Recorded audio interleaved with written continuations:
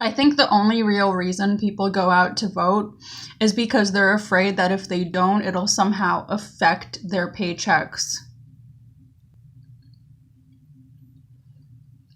And I think that they're not only afraid that if they don't vote, it'll somehow affect their paychecks. I think they're also afraid that if they don't vote, it'll affect their entire futures in terms of making money and having a credit score and having to try to not get into car accidents and the future of their children. And honestly, I don't think that they have good reason to have to be fearful of that. I think that the fact that they make it such a thing that people have to vote for a president for certain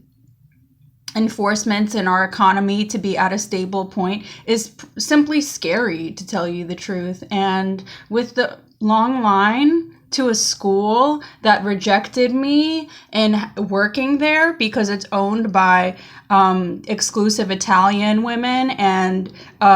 only hired a few people based on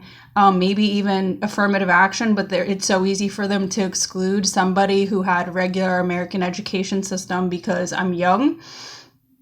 and because I'm intense and because they just don't want to compete with an estrogenal female in an office that's mainly dominated by testosterone-driven women is simply ridiculous. Because why would I want to vote in a place where there's a long line to a school that A, kicked me out, didn't want me to work there, and B, when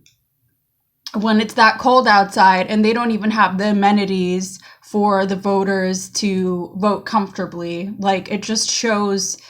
how much having a ballot, casting a ballot, really doesn't make much of a difference in our country, especially when we don't even know how the candidates got to that point. Like, there was not enough information on that from the beginning.